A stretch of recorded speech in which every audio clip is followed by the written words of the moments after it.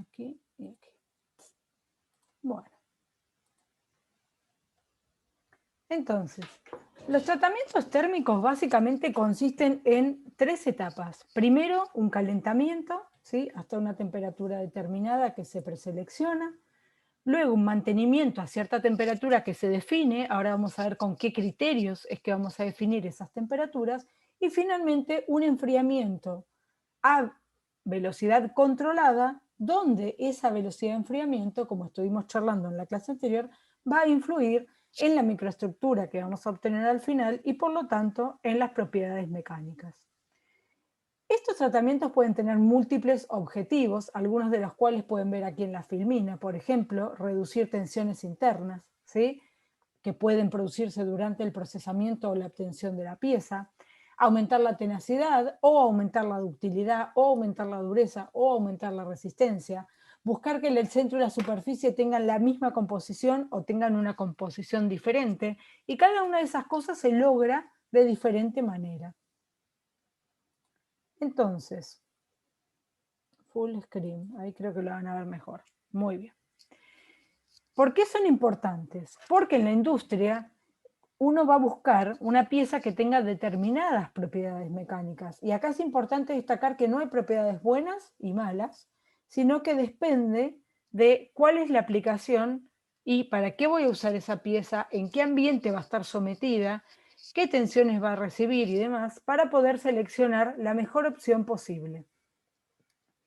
Nosotros lo que vamos a hacer ahora es ver, a partir del diagrama de fases, nosotros sabíamos que podemos predecir las fases en equilibrio, pero que también si trabajamos a diferentes temperaturas, y sobre todo si enfriamos a diferente velocidad, podemos generar distintas microestructuras. Eso es lo que vamos a estar viendo durante toda la clase de hoy. Seguimos. Ustedes recuerdan que este es el diagrama de acero, del hierro-carbono, que en realidad nosotros vimos aceros y fundiciones, que vimos la semana pasada. En este diagrama, lo que podemos ver es un proceso que se llama austenización. ¿Qué es la austenización o austenizado, según el libro donde lo lean? Es calentar el acero por encima de la temperatura en la cual todo el sistema se transforma en austenita, que es esta zona que tenemos acá. Nosotros vamos a estar trabajando todo en torno al punto eutectoide, que era el de la perlita, recuerdan el 0,77% de carbono. Vamos a calentar hacia esta zona y después vamos a mantener la temperatura un tiempo dado para que todo mi material se transforme en austenita y finalmente voy a enfriar a una velocidad controlada, como habíamos comentado hace un momento. Lo que es importante es que nosotros no vamos a trabajar con el equilibrio sólido y líquido, sino que todos los procesos de los que estamos hablando se dan en estado sólido, ¿sí? Estamos hablando de todos sólidos, que es algo diferencial, ¿no? Fíjense que estoy hablando de rangos de temperatura mucho más chicos. Les pregunto entonces, si ustedes tuvieran que austenizar un acero, ¿cómo podrían seleccionar la temperatura? ¿En qué se basarían para seleccionarlos? Es lo que les pregunto.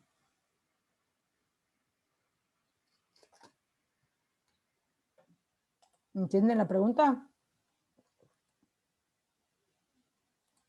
¿La podés repetir, por favor? Sí, si yo digo que el primer proceso es una austenización, ¿sí? Voy a transformar toda la microestructura en austenita.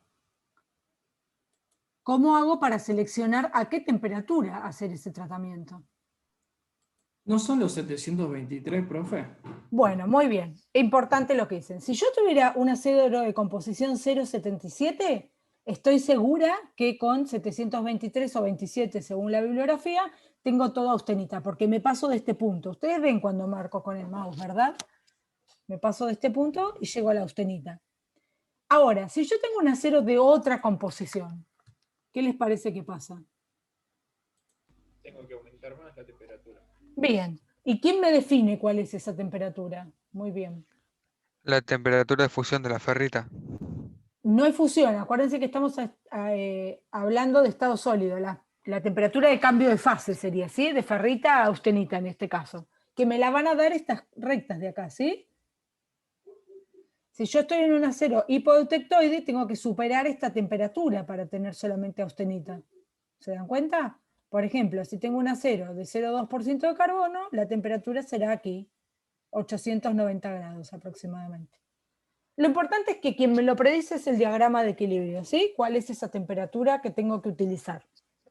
Muy bien. Entonces, vamos a estudiar cuáles son esos procesos ahora. Bueno, no quiere correr. Ahí está. Vamos a hablar de procesos fundamentales que van a ser el recocido, el normalizado y el temple o templado. Esos son los tres principales. Fíjense, en cada uno de ellos vamos a ver un diagrama de este tipo, donde yo tengo en este eje representada la temperatura, en el eje Y, y en el eje X el tiempo. Acá tienen estas etapas que yo les digo: calentamiento, mantenimiento a la temperatura austenizado y un enfriamiento muy lento. Es decir, el recocido se hace a velocidades de enfriamiento muy lento. ¿Para qué? Una es afinar el grano, también para ablandar aceros. Ablandarlos quiere decir que le saquemos las tensiones residuales. Las tensiones residuales se generan cuando uno prepara la pieza, la procesa y la obtiene. Pueden quedar tensiones del trabajado, de estirarla, si es un tubo y hace un laminado, quedan tensiones en su interior. Del proceso que sea de fabricación pueden quedar tensiones. La otra es mejorar alguna propiedad que a mí me interesa, y en muchos casos mejorar lo que se llama la maquinabilidad, que quiere decir que sea fácil de trabajar ese acero. Esas son opciones del recocido. En general los recocidos son para ablandar la microestructura. ¿Bien? ¿Cómo podíamos hacer esto que hablamos recién de enfriar lento? ¿Se acuerdan cómo dijimos que se hacía ese proceso en la clase pasada? ¿Cómo se puede hacer para enfriar lento? Con ¿En un agua. horno era? En el propio horno. Esa es la más lenta, es decir, yo austenizo a 723 o más alta, depende del tipo de acero del que estoy hablando, lo dejo ahí un rato, el tiempo que sea necesario, y posteriormente lo que hago sí es lo que dijeron muy bien ustedes: apago el horno, lo dejo ahí adentro y se enfría muy lento. Hay dos recocidos diferentes: el recocido de regeneración y el recocido subcrítico. Básicamente la diferencia es a qué temperatura se hace cada uno de estos recocidos. El subcrítico se hace a temperaturas menores a las críticas, quiere decir que no necesariamente austenizamos en este caso, es el único caso. ¿Qué microestructura se va a formar? Bueno, la microestructura, como yo enfrío muy lento, voy a esperar ver la microestructura de equilibrio. ¿Cuál sería? Bueno, depende de qué acero estoy hablando, volvemos para atrás. Si yo tengo un acero de 0,77% de carbono, voy a tener todo perlita. Si tengo un acero hipoeutectoide, voy a tener perlita más ferrita que se formó en la fase proeutectoide.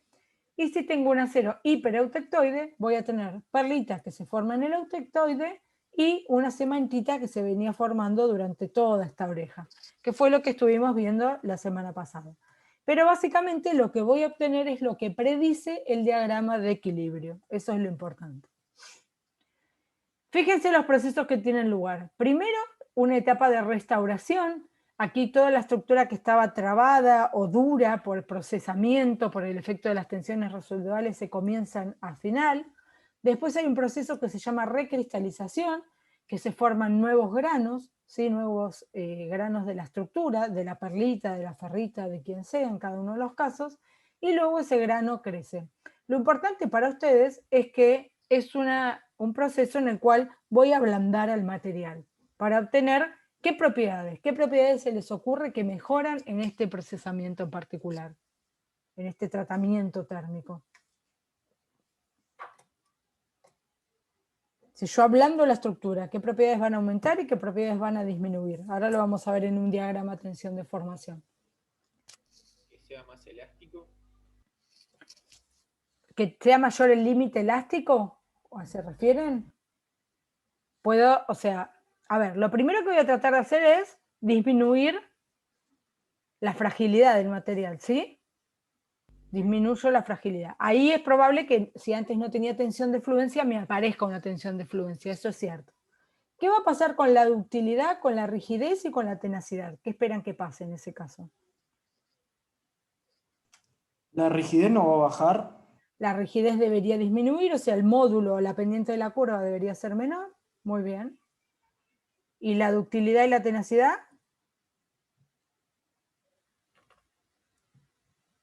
¿Va a ser más dúctil o no? ¿Se va a poder deformar más ese material o se va a deformar igual? ¿Qué espera? Deformable para mí. Va a ser más deformable porque está más blando, muy bien, y por lo tanto va a tener mayor tenacidad, ¿sí? Mayor área debajo de la curva. ¿Y la tensión de rotura, cómo esperan que sea? Menor puede ser, profe. Puede ser algo menor, exactamente. Fíjense que acá lo que está representado es una estructura inicial de un material. ¿Qué le pasa cuando lo deformamos? Que puede ser por el procesamiento. ¿Qué quiere decir con el procesamiento? Supónganse que ustedes tienen acero y quieren hacer una lámina de acero. ¿Qué van a hacer en ese caso? Tienen un bloque de acero y lo quieren transformar en una lámina. ¿Qué les parece que tienen que hacer?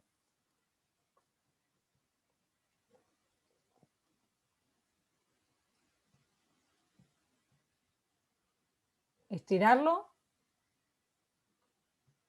¿Sí? Lo voy a estirar. Se puede hacer con rodillos, se puede hacer por laminación, pero lo importante es que ustedes van a tirar. Y cuando tiran, ahí generan tensiones, ¿sí? Y ahí los granos toman otra forma, que es esta microestructura que tienen representada aquí. Entonces, después del recocido, lo que hacen es volver a ablandar esa estructura. Fíjense, el material original, el bodoque este que teníamos de acero, tenía una tensión de fluencia, tenía una deformación plástica, por eso les muestro esta bajada en paralelo, y tenía cierta resistencia, ductilidad y tenacidad. Cuando yo lo estiro y lo deformo, esa estructura queda, fíjense, la resistencia es mayor, pero el material es más frágil, y si miro la tenacidad y la ductilidad, se redujeron considerablemente. Ahora, cuando yo hago este tratamiento de recocido, que ablando la estructura, la tensión de fluencia vuelve a disminuir, pero a expensas de ello, lo que logro es aumentar la tenacidad y la ductilidad. Y vuelvo a tener esta microestructura. Bueno, eso sería lo que uno esperaría de un recocido, que es el tratamiento en el horno, como dijimos recién. La segunda posibilidad es hacer un normalizado. El normalizado, fíjense que en todos los casos que vamos a ver en principio tenemos estas tres etapas: calentamiento, mantenimiento, enfriamiento, pero aquí ahora el enfriamiento va a ser a una velocidad moderada, ni lenta ni rápida, intermedia. ¿Cómo podíamos lograr eso? ¿Se acuerdan? Temperatura ambiente. Lo sacamos del horno, muy bien, no le dejamos enfriar a temperatura ambiente. Eso es lo más común, exactamente. Muy bien. Entonces, ese tratamiento se llama normalizado. ¿Qué microestructura esperan que obtengamos, según lo que vimos el otro día? Vainita. Vainita, muy bien. Esa vainita, ¿qué tenía? ¿Qué características tenía, si recuerdan?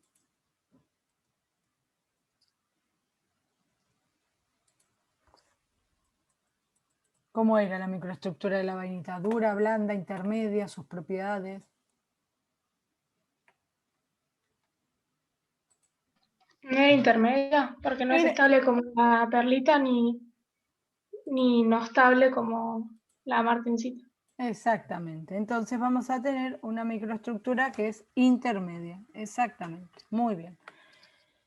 Perfecto. Entonces, ¿qué buscamos acá? Vamos a buscar aumentar o disminuir la resistencia y la dureza. Fíjense que es tan amplio que puede servir para aumentar una propiedad o también para disminuirla. Lo que vamos a tratar de mejorar también siempre es la maquinabilidad. La maquinabilidad tiene que ver con cuánto me cuesta a mí producir una pieza, ¿sí? Vamos a tratar de tener productos homogéneos y vamos de vuelta a aliviar tensiones que me hayan quedado de la obtención, el procesamiento. Normalmente se obtiene vainita, eso está perfecto, pero también podría ser una vainita muy, muy fina. ¿Se acuerdan cuando nosotros vimos esa especie de nariz que arriba de todo obteníamos vainita, perlita, debajo obteníamos vainita y si no la chocábamos obteníamos martencita? A su vez, esa nariz se puede dividir en una zona de perlita gruesa y perlita fina y una zona de vainita superior y vainita inferior. Nosotros no vamos a hacer esa diferencia, que es muy sutil, y siempre que hablemos de normalizado vamos a decir que obtenemos preferentemente vainita, que es lo mismo que habíamos visto hasta ahora. La tercera opción es hacer un temple o templado. Cualquiera de las dos van a ver que se usan en la bibliografía, temple o templado. En este caso, como se imaginan, veníamos de hacer un calentamiento, mantenimiento de temperatura, y lo que nos falta es un enfriamiento rápido. Ya vimos que el lento se llama recocido y se obtiene perlita, el intermedio se llama normalizado y se obtiene vainita, y me estoy escuchando a mí misma duplicado. Y el que es muy rápido y se hace, ahora me dirán ustedes, pero alguien creo que ya lo dijo, se hace en agua, ¿sí? Para enfriar muy rápido, ahí obtenemos lo que llamamos martensita. Esta martensita, siempre lo que vamos a buscar en este caso es aumentar la dureza y la resistencia del acero. ¿Qué me va a pasar con las demás propiedades en ese caso? ¿Quién me puede decir? Yo tengo un acero, van a disminuir, ¿sí? O sea, ese acero, ¿cómo va a ser respecto a tenacidad y ductilidad? ¿Cómo esperan que sea? No va a ser duro y frágil. Muy bien, va a ser duro y va a ser frágil, por lo tanto va a tener baja ductilidad y va a tener baja tenacidad. Perfecto. Es una transformación que habíamos dicho que era térmica sin difusión de átomos. Acuérdense que era una estructura cúbica que se transformaba en otra que era tetragonal. Por eso era que nos quedaba tan complicado también, ¿no?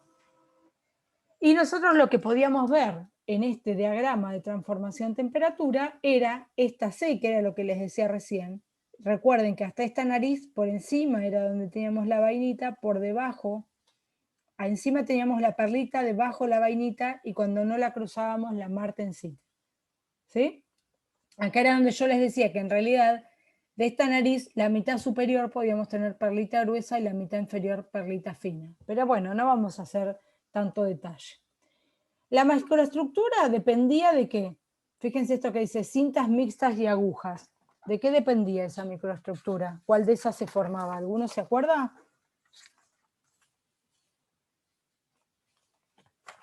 ¿Se acuerdan de qué dependía? ¿Qué tipo de microestructura tenía la vainita? ¿Cómo estaba sobre todo el carbono en esa vainita?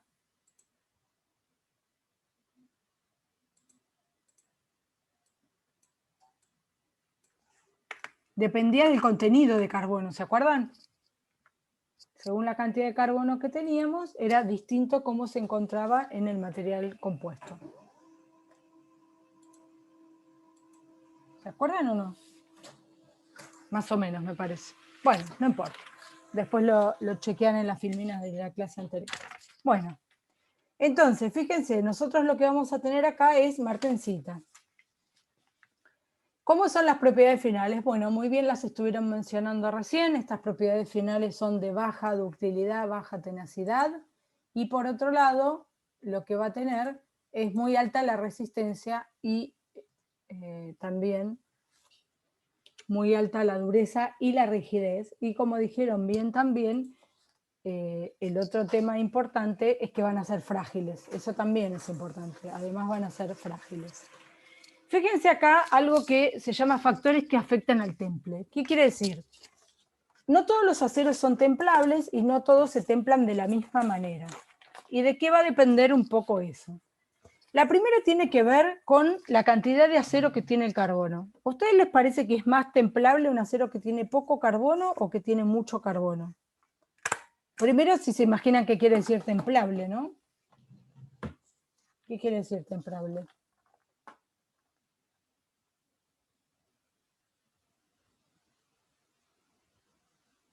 Calentar y después enfriar rápido.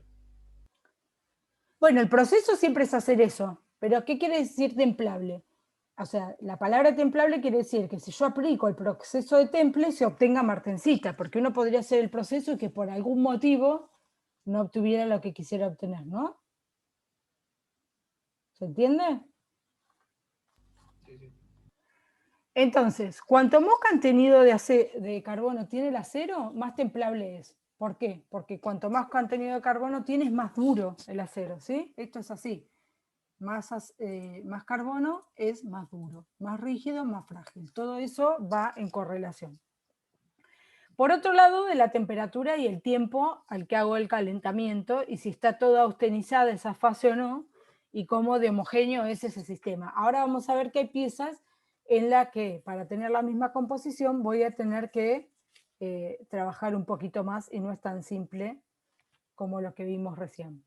Y por otro, la velocidad de enfriamiento. Cuanto mayor sea la velocidad de enfriamiento, que eso va a tener que ver con el líquido que uso para enfriar, el más simple es el agua, el más económico, el más sencillo, vamos a ver que en ese caso va a ser más fácil obtener martensita.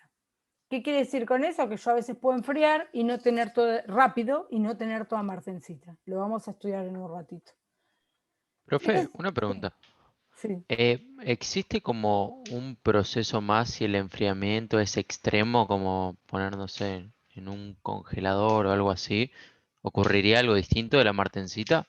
No, debería haber martensita con distinta estructura. Y si ahí te aseguras que toda la pieza la tenga. Pero bueno, imagínate que eso económicamente no es muy rentable, ¿no? Claro, claro. Por lo que implica. Pero está muy bien la pregunta. Si hay algo más extremo que la martensita. Que se haya estudiado, no. Ah, perfecto, gracias. No, por favor. Bueno, entonces tenemos dos tipos de temple que también se relacionan con esto que estábamos hablando recién. Una es templar la pieza entera. Interior, exterior, pieza completa. Y la otra es que solo la parte externa, ¿sí?, quede templada y que el interior quede blando y flexible. ¿Por qué se les ocurre que podría pasar esto?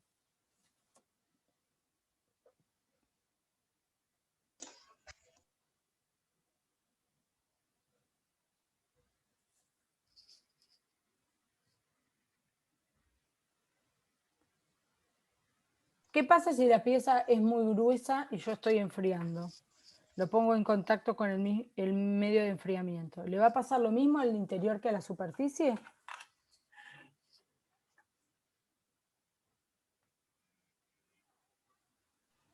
No, No, no, la superficie se enfría más rápido. Muy bien, ¿por qué?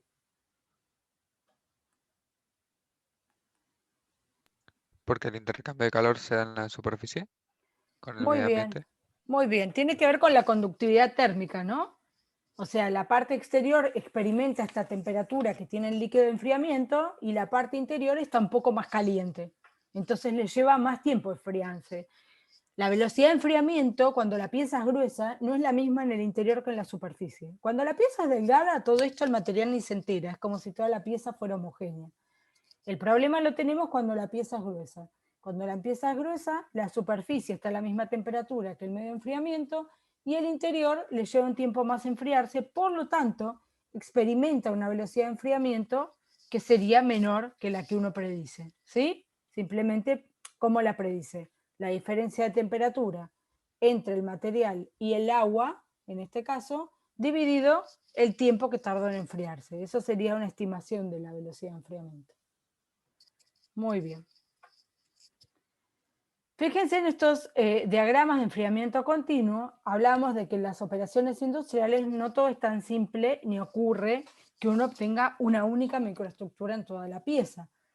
Miren acá los ejemplos que tenemos. Ven, acá está bien dividido lo de perlita fina, perlita gruesa, vainita inferior, vainita superior y martensita. Entonces, fíjense en estos casos que les da distintas velocidades de enfriamiento. 10 grados, está en Fahrenheit esta, 10 Fahrenheit por segundo, 60 y 250. O sea, les da casos bastante extremos, hasta esta exterior que ni siquiera cruza las lenguas de enfriamiento, que es directamente 1000 Fahrenheit por segundo. O sea, es una velocidad muy, muy rápida. Fíjense qué ocurre en este caso, que obtienen en cada uno de los casos. Bueno, ustedes lo que pueden ir viendo es cómo cruzan las lenguas de enfriamiento y hacia dónde llegan. Vamos a verlo un poquito acá más ampliado. No sé si alcanzan a verlo bien, que hay 4 letras, A, B, C, D y E, ¿sí? De cada una de las cosas que obtienen. En el caso A, fíjense que ustedes cruzan la curva de 0% de transformación y la curva de 100% de transformación, con lo cual toda la austenita se transformó en perlita. Eso es lo que se llama recocido total. ¿Bien? En este segundo caso, ustedes lo que hacen es cruzar la lengua, pero debajo de la división esta de la C. En ese caso, dicen que tienen perlita más fina. En este tercer caso, fíjense qué pasa.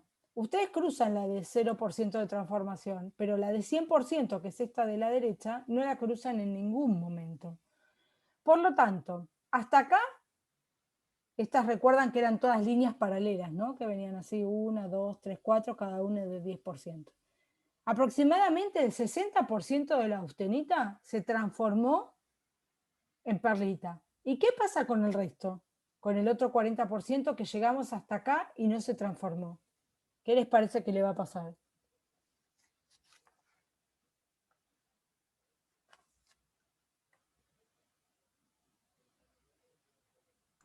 ¿Puedes repetir, profe? Sí. En estos dos casos primeros que vimos, la curva lo que hace es cruza el 0% de transformación y el 100% de transformación. Quiere decir que toda la austenita se transformó en perlita en este caso. ¿Sí? Ahora fíjense en el caso que está marcado con una C. ¿Qué es lo que ocurre? Yo tengo esta curva que cruza el 0% de transformación, pero esta segunda curva, ¿ven? La de 100% de transformación, no la cruzo en ningún momento. Quiere decir que yo no obtuve 100% de perlita. ¿Cuánto obtuve de perlita? Tengo que ver qué curva paralela de acá es la que toca. Aproximadamente, fíjense que está pasando la mitad, o sea que yo estimaría que es un 60% más o menos, ¿sí? Eso es una estimación porque si no habría que hacer todas las paralelas, que ahora no lo vamos a hacer. Aproximadamente un 60% se transforma en perlita. Ahora, me queda un 40% de austenita residual o remanente. ¿Qué le va a pasar? ¿Se transforma en martencita? Se transforma en martencita. Perfecto. Entonces, en este caso C, nosotros estimaríamos que tenemos un 60% de perlita y un 40% de martencita. Perfecto. Los otros dos casos, ¿qué les ocurre? El E y el D, o el D y el E. ¿Esto se transforma todo en martencita? Se transforman todos en martencita, porque la velocidad de enfriamiento en esos dos casos es mayor a la crítica. En realidad el caso E es justo la velocidad crítica, es la tangente que habíamos charlado del otro día. Perfecto, así ustedes ven. ¿Sí? Disculpa, ¿y cuál sería el caso de la vainita? No entiendo. De la vainita sería si estuviéramos por debajo de la nariz, no pusimos ninguno, acá está de este lado, fíjense, en este lado sí tienen vainita. Van a ver, ¿cómo? No tiene hecha la otra parte del diagrama, que es así, es la C. Bien, bien, listo, gracias. Ahora si quieren, si no hay ningún ejemplo acá, después retomamos uno de la clase pasada para que puedan repasar cómo era la vainita. Habíamos visto que era un ejemplo, por ejemplo, así, bajaba, cruzaba así, después se enfriaba, ¿se acuerdan? Hacía como una bajada rápida y después mantenía cierta temperatura. Ahora si no está acá en otra filmina, lo retomamos de la clase anterior. Bueno, viene un proceso más, que es el de revenido, y el revenido lo que es importante es que es un proceso de menor temperatura y es posterior a un temple. No se puede hacer un revenido de un acero así como viene del procesamiento, sino que el revenido siempre es posterior al temple. Fíjense que es un calentamiento y mantenimiento a una temperatura inferior a la de transformación del eutectoide. En general vamos a trabajar entre 300 y 500 grados centígrados. Y después el enfriamiento es lento para dejar que el material llegue a la estructura de equilibrio. ¿Qué vamos a buscar acá? Lo que vamos a buscar es, en un acero que está templado y tiene martensita, que es una estructura muy dura, al revenirlo lo que vamos a tratar es de ablandarlo, eliminar las tensiones residuales o disminuirlas, aumentar la ductilidad y por supuesto a pensas de eso lo que vamos a hacer es perder cierta resistencia y cierta dureza. Entonces, ¿cómo se llama la microestructura que se obtiene después de un proceso de revenido? Es una microestructura particular que se llama martensita revenida. ¿Sí? No es ni perlita, no es ni vainita, no es martensita común, es martensita revenida. Fíjense acá, si nosotros comparamos la curva de tensión de formación de una martensita, o sea, un acero templado, o un acero templado y revenido, o sea, una martensita revenida, vemos ciertas diferencias. Fíjense que la rigidez no cambia tanto, la pendiente es parecida, ¿sí? Pero la martensita tenemos una resistencia más alta y es frágil, y la martensita revenida tenemos una resistencia menor y es más dúctil.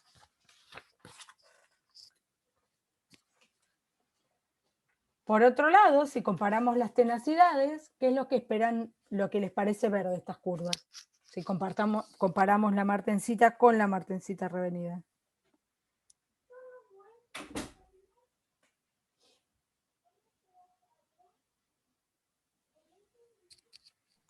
Que una como que va como constante hasta que termina y la otra como que da como que va a terminar, no sé cómo explicarlo, como que se va terminando desde antes hasta que en un momento termina del todo, sería. Claro, pero si hablamos de la tenacidad, que era el área debajo de la curva, fíjense, para la martensita es este triángulo de acá, ¿sí? Y para la revenida es el área debajo de toda esta curva. ¿Cuál de las dos tiene mayor tenacidad? ¿La martensita o la martensita La revenida? martensita. La revenida. La revenida, ¿sí? La martensita es muy alto pero muy finito. ¿Sí? Entonces gano también tenacidad, gano ductilidad pero gano tenacidad. Lo interesante es que lo que da la martensita revenida es una microestructura que tiene un balance de las propiedades. Tiene buena rigidez, tiene buena resistencia, tiene alta dureza, pero a su vez es tenaz. Entonces esto es muy útil para muchas aplicaciones, porque tengo como las propiedades que aumentan y disminuyen al mismo tiempo, ¿sí? Cuando unas aumentan, las otras disminuyen, las puedo conseguir en una misma pieza. Por supuesto que la resistencia es más baja que la de la martensita sin revenir, pero sigue siendo un valor alto, ¿sí? La tenacidad, por supuesto, por ejemplo, si uno lo comparara con una vainita, probablemente pueda dar menor, pero nuevamente es mayor que la de la martensita.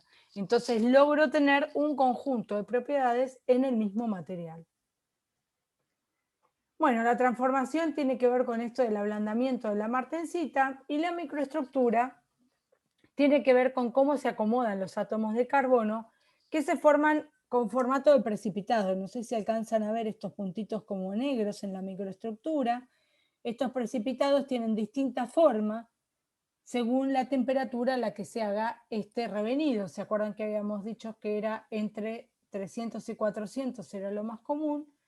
Si lo hacemos a menor de 200 grados, tenemos un carburo epsilon. Si lo hacemos entre 200 y 400, tenemos segmentita.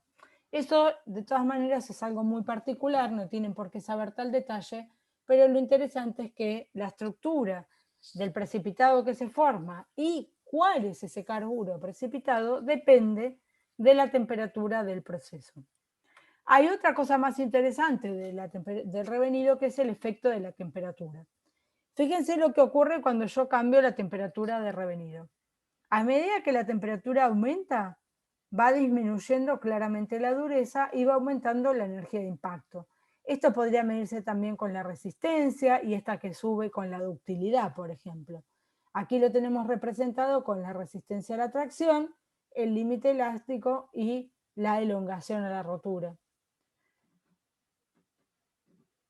Entonces, algo que es muy importante es que para el mismo valor de dureza, la martensita revenida tiene mayor tenacidad que un acero ferrítico perlítico. ¿Qué quiere decir? Que me conviene, en lugar de usar un acero recocido, en el cual obtuve ferrita y perlita, ¿sí?, obtener martensita revenida. Eso es muy interesante. Por otro lado, cómo uno puede estudiar la influencia del tiempo, porque en estos gráficos que yo les mostré acá arriba, tenemos la influencia de la temperatura, pero no del tiempo. Bueno, hay una ecuación, que es la ecuación de revenido, que es este PR, que relaciona el tiempo con la temperatura de revenido. Igual PR, igual este parámetro que tiene la ecuación, quiere decir que me da el mismo revenido, las mismas propiedades al final de ese proceso, siempre para un acero del mismo contenido de carbono. Entonces, este PR es T por 20 más el logaritmo del tiempo por 10 a la 3. ¿Qué hacen con esto? Si ustedes dicen, tengo un acero revenido a 200 grados por una hora, ¿sí?, quisiera saber cuánto tiempo me lleva el revenido si lo hago a 300 grados, utilizan esta ecuación, ¿sí?, y pueden resolver esa diferencia. Es decir, encuentran una equivalencia entre el tiempo y la temperatura.